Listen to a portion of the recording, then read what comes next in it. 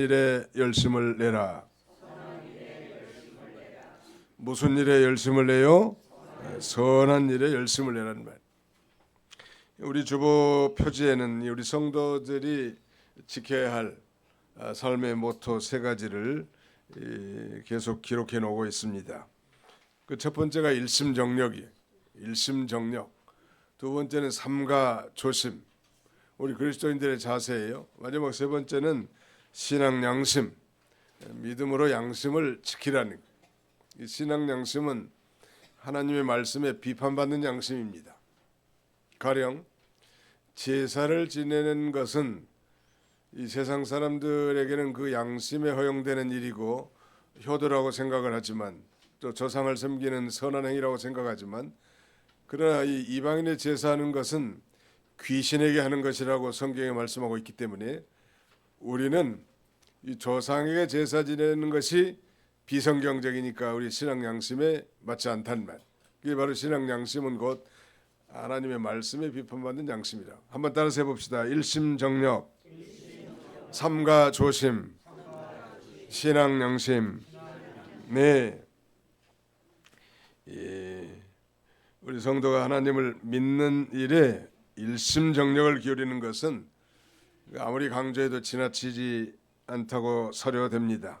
우리 도봉교회 이제 성전 대수리를 통해서 우리가 겉으로 보이는 이 건물의 수리를 통해서 우리 안에 영적 성전들도 좀 소위를 살펴보고 이 거룩함과 의로움 그리고 진실함의 영적 성전을 잘 지어나가는 저와 여러분들이 다 되시기를 바랍니다.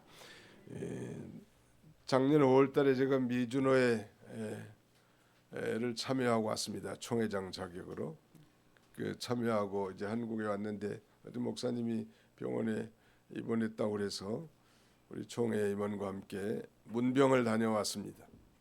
1년이 채 안 됐죠. 올 말이니까. 문병을 마치고 돌아오는 길에 이제 그 임원 차 안에 있었는데 전화가 한 통 왔어요. 보니까 뭐 전화가 저한테는 등록되지 않은 핸드폰 전화였기 때문에 받지 않았는데 다시 전화가 올렸습니다. 똑같은 번호로. 그래서 이건 중요한 전화라고 생각을 하고 전화를 받았더니 대뜸 목사님 저 모르시겠어요? 그러더라고 질문을 하면서. 솔직히 제가 몰랐습니다. 목소리만 듣고는. 그래서 이 목소리는 좀 익숙한데 죄송하지만 누구실까요? 라고 이렇게 질문을 했더니 저는 아무개 교회 다니는 아무개 권사입니다 그러더라고. 성이 아시고 이름이 무개더라고. 아무개. 그러시냐고 웬일이시냐고 그래서 목사님 제가 하나님 나라를 위해서 좀 기부를 좀 하고 싶어서 오래전부터 준비하고 있었는데 마침 또 목사님이 총회장이시고 또 우리 총회 발전을 위해서 연보를 좀 하고 싶다는 거예요. 그러면서 2억을 기부하겠다고 저한테 그렇게 말씀을 하시더라고요. 그래서 뭐 1억만 해줘도 감사한데 2억을 헌금하겠다고 하니까 참 감사하더라. 아무튼 감사하다는 말씀을 전하고 저는 이런 생각을 했습니다. 도대체 그 권사님이 누가 시켜서 하는 것도 아닐 것이고 누구 강요에 의해서 그렇게 솔선해서 그 거금을 하나님 앞에 드리고자 하는 것도 아닐 텐데 과연 누가 무엇이 그 권사님으로 하여금 하나님의 나라를 위해서 이 거룩한 열정과 헌신을 결단하게 만들었을까 오면서 생각했습니다. 아마 그가 받은 그 하나님의 은혜를 깊이 깨달은 그런 그 은혜의 열매라고 저는 그렇게 결론을 맺었습니다. 사랑하는 성도 여러분, 우리 하나님께서도 오늘 저와 여러분들에게 우리가 인식하든 그렇지 못하든 간에 하나님 우리에게 엄청난 은혜를 쏟아 부어주시는 거예요.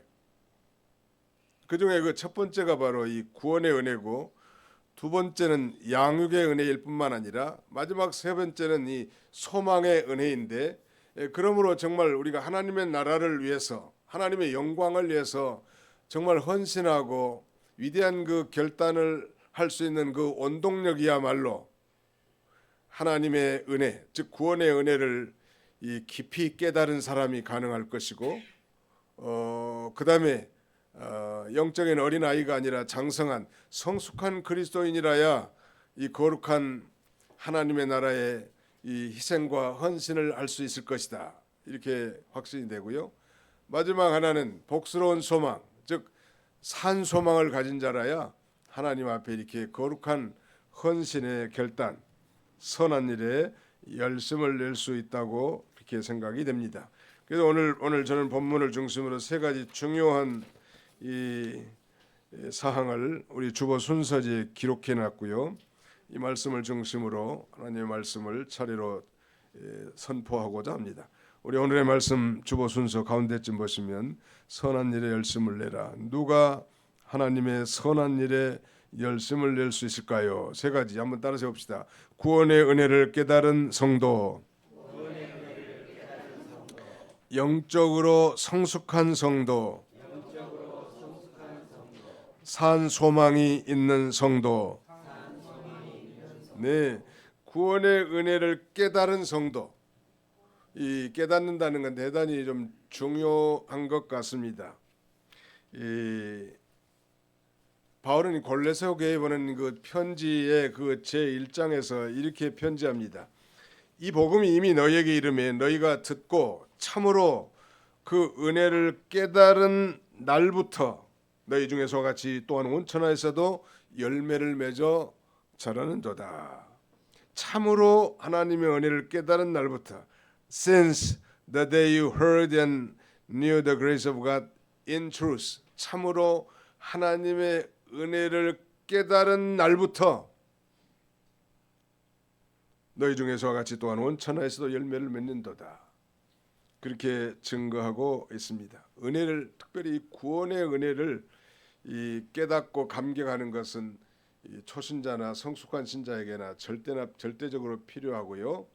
우리 신앙의 파운데이션, 기초가 튼튼해야 건물이 안전하잖아요. 여자분들 화장할 때 맨 먼저 파운데이션을 바르죠. 화장발 잘 먹게 하기 위해서. 근데 어떤 분은 이렇게 붕 떠가지고 다니는 분도 계십니다만은, 아무튼 파운데이션을 잘 발라야 거기다 연지곤지 찍고 립스틱도 바르고 그렇게 예쁘게 화장할 수 있는 것처럼. 스킨부터 발라요? 예. 스킨은 이제 기초 화장이니까. 예. 기초 화장을 하고 이명호 권사님은 스킨부터 바른다고 그러니. 예. 맞습니다. 스킨부터 바르고 그다음에 이제 깨끗하게 한 다음에 파운데이션을 바르죠. 이 기초는 일단 내가 구원받은 그리스도인인가, 내게는 천국이 준비되어 있는가, 내가 오늘 저녁에 하나님이 내 목숨을 취한다 할지라도 내가 어디에 가 있겠는가, 천국인가 아니면 지옥인가, 이런 정도의 기본 확신은 있어야 되지 않겠습니까? 만약에 그것이 없다면 그건 종교인이지 더 이상 신앙인이라고 말할 수는 없겠죠. 왜냐하면 우리의 목숨이야말로 안개 같은 그런 존재고 풀과 같은 인생인데, 언제 하나님이 우리를 내갈지 모르는데 이 구원의 확신을 갖는다는 것은 그만큼 아주 대단히 중요하다고 할 수 있습니다. 구원의 의미, 이 성경이 말하는 이 구원은 단순한 안 좋은 상태에서 좋은 상태로 개선된 거나, 절망에서 뭐 희망을 갖게 한다든가, 뭐 질병에서 치료해서 건강한 상태로 바꿔준다든지, 아니면 억압된 정권에서 해방되어 자유로운 사회를 건설한다든지, 그런 구원이 아닙니다. 성경에서 말하는 구원은 근본적인 구원인데, 그것은 바로 우리 인생의 이 비참함과 저주의 근본 원인인 죄에서의 구원이고, 죄로 말미암은 영원한 사망에서의 구원이란 말이에요. 그야말로 영적 파산 상태에서 우리를 건져주시는 그것이 바로 우리의 이 구원인데, 내가 과연 그런 구원을 받았고 체험했는가, 이걸 늘 점검해 보는 것이 중요해요. 그래서 그 구원의 확신을 가지고 살라는 거예요. 어느 날 한 가난한 농부가 농사 자금을 얻기 위해서 그 동네에 있는 한 은행에 이렇게 찾아가서 지점장실의 문을 노크했습니다.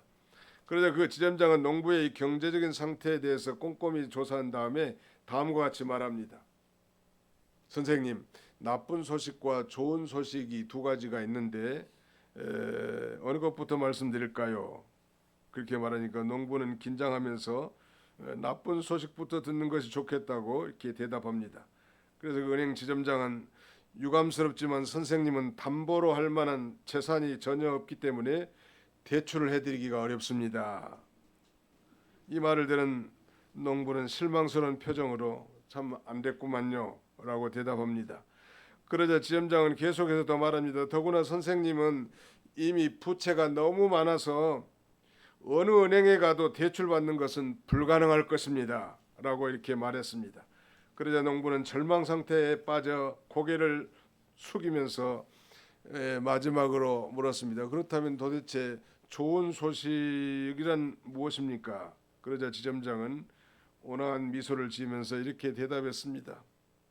예, 그것은 아무리 그렇다 하더라도 선생님의 상태가 파산 상태에 있다 할지라도 저는 선생님을 우리 은행의 최고의 고객 VIP로 삼아서 계속 거래를 계속할 생각이 있습니다. 이렇게 말합니다. 무슨 의미일까요? 우리 인류가 범죄해서 아무리 그 죄값으로 말미암은 엄중한 심판하에 처했다 할지라도, 즉 진노 아래에 있는 인생이라 할지라도 그래서 말하는 죄인이 되어 모든 것을 잃고 영적 파선 상태가 되었을지라도 하나님은 여전히 우리를 소중한 백성으로 삼기를 원하십니다.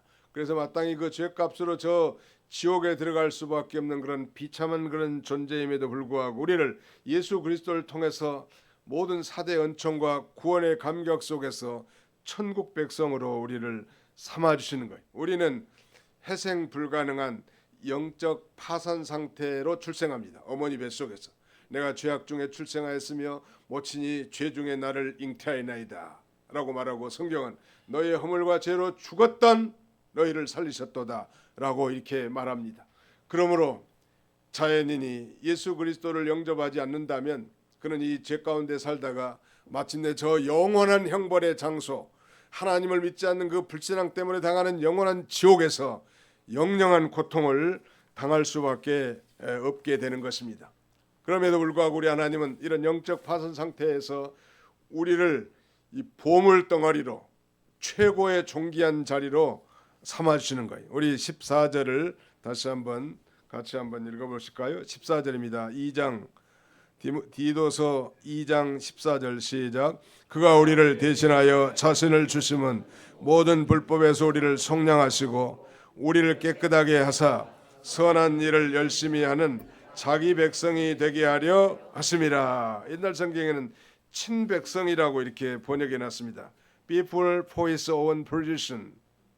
한마디로 말하면 보물 덩어리로 삼기 위해서 우리를 속량해 주시고 깨끗하게 하사 선한 일에 열심을 내게 하시는 이 하나님이시라는 바로 이 구원의 은혜, 이것을 깨달은 성도가 이 선한 일에 열심을 낼 수 있는 것입니다. 그런 면에서 우리 하나님은 먼저 우리에게 은혜를 베풀어 주시고 그 은혜를 깨닫고 감격해서 기쁨과 감사함으로 모든 신앙생활하게 하신 거예요.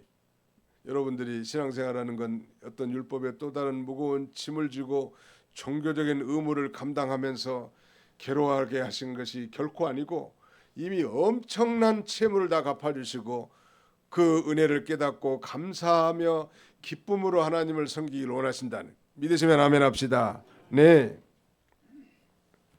하나님께서는 이 죄가 간영한 시대에 이 인류를 홍수로 심판할 계획을 세우실 때도 우리 하나님은 먼저 여호와께 은혜를 입은 노아를 불러서 전도도 하게 하시고 방주도 지어서 심판을 모면하게 하십니다. 창세기 6장 8절을 보니까 그러나 노아는 여호와께 은혜를 입었더라. But Noah found grace in the eyes of the Lord. 그러나 비록 이 세상의 죄가 간영하여 하나님의 심판을 받을 수밖에 없지만 특별히 선택한 자 노아에게 하나님이 은혜를 베풀어 주시고 하나님의 심판의 복음을 전하게 하시고 방주를 짓게 하시고 심판을 면하게 하신 하나님, 또 인류를 죄에서 구원하기 위해서 구원자를 보내야 되겠는데 죄가 없이 출생해야 되기 때문에 이 동정녀 마리아에게서 성령으로 잉태해야 된단 말이에요. 그 천사 가브리엘을 통하여 그렇게 이 수태고지를 알립니다. 은혜를 받은 자여 평안할지어다, 주께서 너와 함께 하시도다, 이렇게도 말하고, 누가복음 1장 30절에 보니까 천사가 이르되 마리아여 무서워하지 말라, 내가 하나님께 은혜를 입었느니라. 은혜를 입으면 부끄러움도 수치도 모멸감도 실패도 좌절도 질병도 역경도 어떤 환경 가운데서도 다 그것을 타개할 수 있는 능력이 솟아나는 것. 아멘. 네, 우리 옆에 사람 한번 쳐다보고 은혜 받읍시다 한번 해보세요. 은혜 받읍시다. 네, 은혜 받읍시다. 네, 청년부실에서도 하시죠. 네, 은혜를 받아야 돼. 괜히 교회 와가지고 뭐 신경질이나 내고 그다음에는 울그락불그락하고 그런 거 정말 냉혹한 종교 율법에 따라서 정말로 무거운 짐을 또 지고 가는 그런 종교인이 아니라 정말 예수 그리스도를 통해 내가 구원받은 하나님의 자녀고 그 영광스러운 하나님의 은혜에 참여한 자로서 정말 기쁨과 감사함으로 우리 하나님 앞에 예배도 하고 봉사도 하고 형제를 섬기기도 하고 또 예물도 하나님 앞에 드리고 그런 가진 거 아니겠습니까? 특별히 이 죄에서 구원받은 그 구원의 은혜를 깨달은 자가 이 선한 일에 열심을 낼 수 있는 것입니다. 성경을 한 군데 또 찾아볼까요? 에베소서 2장 10절입니다. 앞으로 좀 넘기시면 갈라디아서 다음에 에베소서 제2장 10절 다 한번 찾아보세요. 네. 에베소서 제2장 10절 시작. 우리는 그가 만드신 바라. 아직도 못 찾으면 우리 1층에 계신 분들은 어르신들이라서 성경을 찾는데 한 시간이 두세 배 더 듭니다. 청년부실에 계신 분들보다도.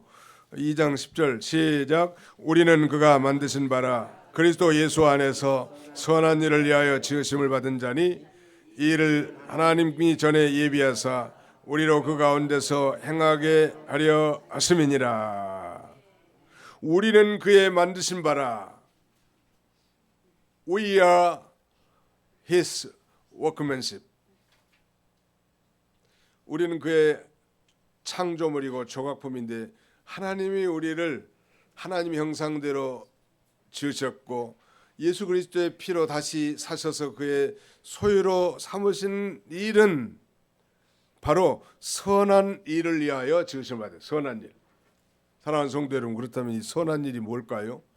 물론 악한 일의 반대이겠지만 이 세상에서 오직 유일하게 참된 선은 하나님밖에 없습니다.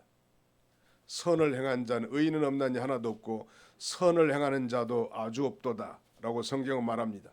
참으로 선하신 분은 선한 목자이신 우리 하나님밖에 없으십니다. 그러면 오늘 선한 일에 열심을 내라고 했는데 선한 일이란 도대체 무엇을 의미할까요? 유명한 이 하이델베르크 문답 제91문에는 이렇게 질문합니다. 선한 일이란 무엇입니까? 라는 질문에 대해서 선한 일이란 우리 자신의 의견이나 사람의 관습에 따라서 하는 것이 아니라 하나님의 말씀을 따라서 하나님의 영광을 위하여 참된 믿음으로만 행하는 일이다 라고 이렇게 데피니션을 정의하고 있습니다. 다시 말씀드리면 선한 일은 하나님의 일이에요. 교회에서 봉사하는 일 하나님의 일이죠. 전도하는 일 하나님의 일이죠. 또 하나님의 나라를 위해서 기도하는 일 하나님의 일이죠. 지극히 작은 소자에게 냉수 한 그릇이라도 대접하는 것 주님의 이름으로 하나님의 일입니다. 다시 말씀드립니다. 하나님의 선한 일이란 하나님의 말씀을 따라서 하나님의 영광을 위하여 참된 믿음으로만 행하는 것입니다. 한번 따라서 합시다. 선한 일이란 다시 선한 일이란 하나님의 말씀을 따라서 하나님의 영광을 위하여 참된 믿음으로만 행하는 일입니다. 뭐 이걸 굳이 외울 필요는 없겠죠. 하나님을 위해서 하는 일은 선한 일이구나. 하나님 없이도요, 예수 안 믿는 사람도 구제나 선행을 많이 하는 경향이 많아요. 그런데 하나님 보실 때는 그것을 선으로 여기지 않으신다는 거예요. 문제는. 그러니까 그 구제나 선행조차도 사실은 자기 의를 드러내기 위한 것이고 자기 이름이 나타나길 원합니다. 우리는 하나님 은혜에 감사해서 누가 보든지 안 보든지 하나님의 영광을 내서 참된 믿음으로 행하는 그런 성숙한 그리스도인들이 다 되어야 할 것입니다. 그다음에 이제 이 두 번째, 어떤 사람이 누가 하나님의 선한 일에 열심을 낼 수 있을까요? 12절을 다 같이 읽겠습니다. 오늘 본문 디도서 3장 12절입니다. 시작. 우리를 양육하시되 경건하지 않은 것과 이 세상 정욕을 다 버리고 신정함과 의로움과 경건함으로 이 세상에 살고. 우리를 양육하시되, 여러분이 구원이 출생이라면 양육은 성장이라고 할 수 있겠죠. 교회에서도 봉사 열심히 한 분들, 뭐 엊그제 입교해 가지고 오신 분들이 열심히 하기는 좀 어렵고, 적어도 예수를 믿고 적어도 한 10년쯤 지나서 이제 집사님도 되고 좀 영적으로 장성한 자가 돼서 돼야 하나님의 일에 더 열심을 할 수 있지 않겠습니까? 우리 나무도 길러서 적어도 뭐 고무나무들은 열대 지방에서 많이 자란대. 그 성구사에 가서 그 사장님과 얘기했더니 소나무로 만든 의자가 더 비싸다는 거. 고무나무로 만든 의자보다. 제가 보기에는 고무나무로 만든 의자도 예쁘더라고요. 그 이유가 뭡니까 물어봤더니 고무나무는 열대 지방에서 한 7, 8년이면 자라나서 목재로 쓸 수 있는데 소나무는 30년, 40년 자라야 된다는 거예요.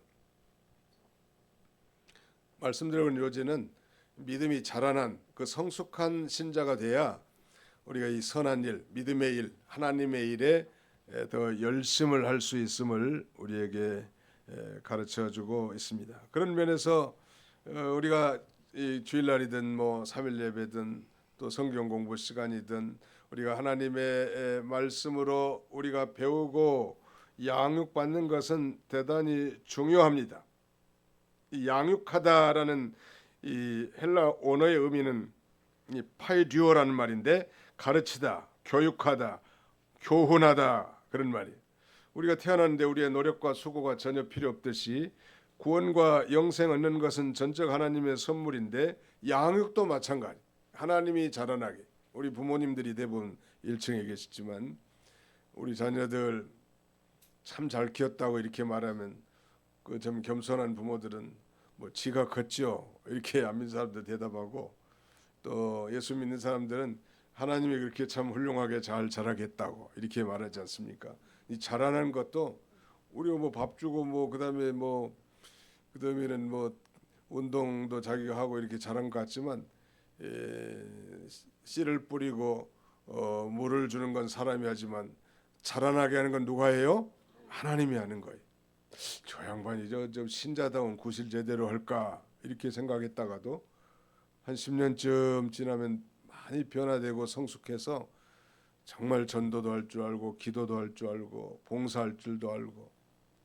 일본의 그 중의원 한 사람은 예수를 믿고 구원의 은혜를 체험한 이후에 그는 그 주일학교 아이들의 그 신발 너부러져 있는 신발들을 그 집게 있잖아요. 그 신발 집게로 항상 가지런히 단정하게 해주는 그런 일을 했다고 합니다. 이명박 대통령도 그 소망교회 장로님이신데 거기서 뭘 했는지 물어봤더니 주차 관리를 했다고 합니다. 어떻게 보면 그의 뭐 지식이라든지 위치에 비하면 어떻게 보면 천한 일 같고 낮은 일 같지만 하나님의 나라에서는 소중한 거예요. 주차 관리하는 것도 소중하고 그다음에는 신발 정리하는 것도 소중하고, 그렇게 뭐 박사학위를 받은 아주 훌륭한 사람이라도 예수 믿고 보면 어린아이가 돼가지고 교회에서 주보나 적고 있고 별로 뭐 생산성이 없는 그런, 우리가 보기에는 그런 일들을 열심히 하거든요. 이 영적으로 성숙한 자가 하나님 앞에 쓰임 받기가 좋겠죠. 어린아이를 큰 일을 맡기기는 어려워요. 미숙한 자가 이 하나님의 거룩한 선한 일에 열심을 내기는 쉽지 않다는 것. 우리가 하나님께서 이렇게 모든 예배와 거룩한 영적 활동을 통해서 우리를 자라나게 해서 장성한 자가 되기를 원하신다는. 우리가 읽은 이 12절에 보시면요, 우리를 양육하시되 경건하지 않은 것과 이 세상 정욕을 버리게 합니다. 버릴 것은 경건하지 않은 것, 이 세상 욕심으로 행하는 모든 정욕 이런 건 다 버리고 순종함과 의로움과 경건함으로 이 세상을 살도록 이렇게 양육해주고, 이렇게 양육된 신자가 성숙한 신자이고, 이런 성숙한 신자를 통해서 하나님이 기뻐하시는 선한 일에 열심을 내게 한다니. 경건하지 않는 것. 경건이란 말은 어떤 영어 번역에는 godliness, God, 하나님의 명사형 전미사를 붙여놓은 것인데, 하나님다움, 하나님을 경외하고 하나님께 예배하는 마음을 경건이라고 말하고, 초대 예수님의 친동생인 야고보는 야고보서에서 이렇게 말합니다. 참된 경건이란 하나님 앞에 바로 사는 것이고, 다른 사람에 대해서는 이 의지할 데 없는 세상의 고아나 가부를 돌보는 것이고, 자신에 대해서는 자신을 지켜 세속에 물들지 않는 것이다 라고 이렇게 설명하고 있습니다. 이 경건하지 않은 삶이 경건한 사람으로 바뀌는 거예요. 깡패가 변화돼서 성자가 되고, 창녀가 변화돼서 성녀가 되는 이런 놀라운 변화의 역사가 있지 않습니까? 우리는 예수 믿는 사람은 성령으로 예수를 믿기 때문에 성령을 받은 자들인데, 성령을 받은 자는 미미하지만 반드시 변화가 되게 돼 있어요. 10년 되고 20년 됐는데도 전혀 변화가 없다. 이 사람은 DNA 검사를 해봐야 돼. 정말로 구원받았는지, 하나님 은혜를 체험했는지 의심스러운 사람이란. 그래, 신자라면 반드시 변화되고 자라나고 성숙해지는 것이 당연지사라는 것. 우리 하나님께서는 우리를 구원해 주시고요, 오래오래 참으시고 우리의 인격과 삶이 하나님으로 더불어 변화되는 것을 기뻐하십니다. 그런 면에서 우리 기독교는 사람을 변화시키는 종교이고 인성 변천의 종교란 말이에요. 나는 예수 믿기 전과 믿은 후에 말투가 좀 변화됐는가? 다른 사람을 대하는 태도가 변화됐는가? 행동이 변화됐는가? 아니, 고질적인 습관과 제약성들을 여전히 반복하고 있지 않는가? 우리 하나님 변화되기를 원하세요. 하나님의 말씀과 성령으로 인격이 변화됩니다. 그러므로 하나님의 사람으로 변화되지 않고 진보가 전혀 없다면 하나님의 은혜로 사는 성도가 아니죠. 정말 그래서 힘써서 우리가 하나님의 은혜를 받고 변화되는 삶을 살기를 원하신다는 말. 세상의 정욕적인 사람, 육신의 정욕과 안목의 정욕과 이생의 자랑으로 낙을 삼는 사람들이 이제 순종하고 의롭고 경건한 사람으로 날마다 온전하게 변화되기를 원하십니다. 이 신중하다는 말의 NIV 번역에는 self-controlled, 자신이 통제된 그런 말이. 옛날엔 자기 기분대로 자기 감정대로 휘두르고 살았던 사람인데, 예수 믿고 성령 받은 이후에는 이제 셀프 컨트롤, 자기가 자신을 컨트롤할 수 있는 사람이 된다는 말. 신중하고 이 말은 진지한, 냉철한 그런 의미도 있지만 부정적으로는 술 취하지 않는 그런 의미도 있습니다. 예수 믿는 사람들은 좀 신중해야 합니다. 모든 면에서. 요새 뭐 정치판에서 날뛰는 그리스도인들은 제가 보기에는 뭐 나라를 사랑하는 애국심은 있을지는 모르지만 신중하지는 못한 것이 분명합니다. 하나님의 주권을 믿고 우리는 하나님 편에서 일해야 돼. 극우 세력이나 극자 세력에 편성돼 가지고 거기에 함께 휘말리는 그런 어리석은 사람이 돼서는 안 돼. 예수 믿는 사람은 언제나 하나님 편에 서란 말. 그 사람이 말하는 것이 성경적 가치라든지 옳은 것이라 할지라도 과연 그 사람이 행동하는 것이 그것과 일치되는가, 우리는 항상 그걸 유심히 지켜봐야 하고, 그렇지 못하다면 옳지 않다고 노라고 얘기할 수 있어야 할 것입니다.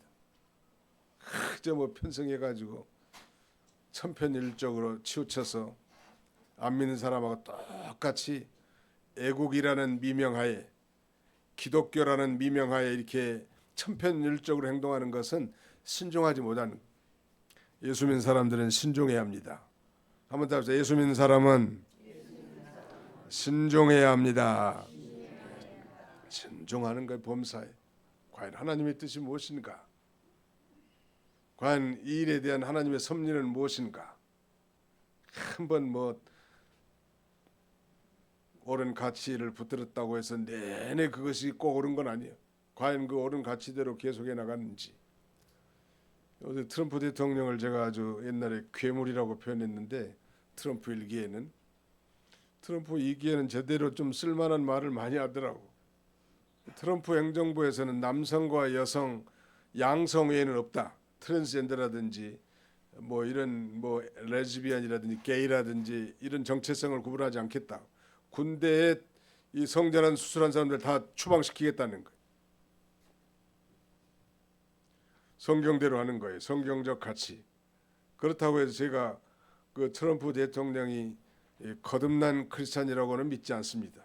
그러나 그들의 미국을 건국한 건국의 아버지처럼 이 성경적 가치, In God We Trust를 강력하게 주장하고 또 바이블 벨트에 속하는 기독교인들을 존중하고 그들 편에 서서 일한다는 면에 있어서는 하나님께서 사용하시는구나, 이것에 대해서 참 좋게 생각합니다.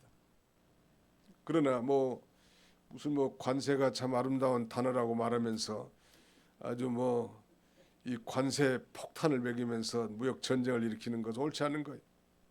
옳지 않은 거 옳지 않다고 분명히 얘기해야 되지 않겠어요? 어떤 사람은 사람을 의지하면 올무에 걸리거니와 여호와를 의지하면 안전한 거예요. 그 세상 사람들처럼 그 편성하지 말라고, 한쪽으로 치우쳐가지고 우리는 항상 눈 부릅뜨고 하나님의 말씀에 견고하게 서가지고 모든 것을 시시비비를 가려야 돼. 우리 성경에서 소위 좌로나 우로나 치우치지 말라는 그런 말이 많이 나오는데, 이것은 인본주의적 사고방식으로 적당히 중간치기로 살아라는 얘기가 결코 아닙니다. 뭐 국민의힘으로 치우친 게 우로 치우치고 열린우리당 민주당으로 가는 게 좌로 치우치고 그런 게 아닙니다. 우리는 국민의힘도 아니고 열린우리당도 아니에요. 우리는 누구요? 예수당이에요. 우리는 예수당. 예수당은 신중해야 돼. 가만히 서서 하나님의 뜻대로 행하는 편을 쓰라는 말. 언제든지 누구든지 사람은 변화가 되게 돼 있고 변질되게도 돼 있는 거예요. 언제든지. 항상 그래서 우리 예수 믿는 사람들이 정신 바짝 차리고 바로 서면 이 나라는 소망이 있을 거고, 아니 기도의 골방에서 기도하고 하나님 앞에 바로 행동하고 고쳐야 할 사람이 저 광장에 나가서 애국이라는 미명에 떠들다가 그게 뭐냐는 말이에요. 하나님이 그건 기뻐하시지 않는 거예요. 이건 정치, 말하자면 종교인을 가장한 이 정치 지도자들의 정치 활동을 돕는 일이에요. 예수님이 그렇게 하시지 않았습니다. 하나님이 그렇게 하도록 가르친 적이 성경에 한 군데도 없어요. 우리 옳지 않은 것에 대해서 옳지 않다고 말하고 정당한 비판할 수는 있으나 그러나 아니 무슨 헌법재판소에 가가지고 유리창을 다 깨고, 이것은 공산주의에서도 있을 수 없는 일이고요. 이건 용납할 수 없는 거예요. 그 중에 아마 예수 믿는 사람이 있다면 너무너무 잘못 믿고 있다는 거. 뭐 설교의 본 요지하고는 좀 거리가 있습니다만 신중하다는 말이 나왔기 때문에 강조하는 거예요. 우리 예수 믿는 사람은 신중해야 합니다. 항상 신중하고 하나님이 과연 뭘 원하시는가, 하나님이 기뻐하시는 뜻은 무엇인가, 나는 이런 환경 속에서 무엇을 해야 될 것인가, 항상 그런 위치에서 하나님이 오른쪽으로 가라면 오른쪽으로 가, 왼쪽으로 하십시오 그러면 왼쪽으로 가는 게 우리의 준비된 자세입니다. 나는 이거야. 나는 전라도니까 머리빡이 깨져도 민주당, 나는 경상도니까 머리빡이 깨져도 국힘, 이런 생각은 썩어 빠질 생각이고 우리나라를 망조들게 만드는 부패한 생각이. 근데 아무리 이렇게 설교를 해도요, 성도들이라도 그게 잘 바뀌지가 않더라. 우리 하나님은 하나님의 뜻에 따라 바뀌고 변화된 걸 원하십니다. 여러분, 우리 자녀들이 얼마나 귀여워요. 어린아이들. 저도 손주가 셋이나 있는데요. 그 뭐 이제 무슨 소리도 이렇게 하면서 늘 엎드려 있다가 막 뒤집기도 하는데, 아무튼 그 어린 아이들이 누워 있다가 뒤집기만 해도 그날은 그 집이 뒤집어지는 날이요.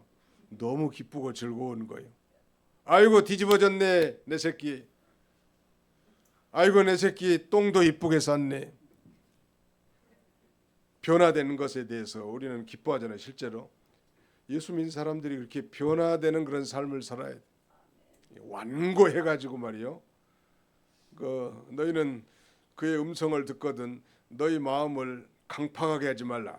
Do not harden your heart. 여러분들의 마음을 굳게 하지 마십시오. 항상 부드럽고 온유한 심령으로 하나님의 뜻이면 순종할 수 있는 그런 사람으로 변화되고 성숙된 자가 하나님의 선한 일에 열심을 낼 수 있는 것입니다. 마지막 하나는 제가 이 산 소망이 있는 성도라고 말했죠. 오늘 본문에는 복스러운 소망이라고 그렇게 말합니다. 13절에 복스러운 소망과 우리의 크신 하나님 구주 예수 그리스도의 영광이 나타나심을 기다리게 하셨으니, 우리는 소망 있는 사람이요. The breast of 복스러운 소망. 우리가 이 소망을 얻게 되면 우리는 영원히 완전한 행복을 누리게 되기 때문에 복스러운 소망이라고 말하고, 살아있는 소망, 산소망이라고 말하는 것은 이건 살아 역사에서 드러날 것이기 때문에 우리의 소망은 장차 부활할 소망이, 예수 그리스도에 대한 소망이, 저 장차 영원한 천국에 가서 영원히 살 소망이란 말. 여러분들에게도 이런 소망이 있습니까? 이런 소망에 은혜가 있는 사람이 선한 일에 열심을 내는 거예요. 저는 오늘 설교의 화두에서 한 권사님의 헌신에 대해서 소개한 바 있습니다.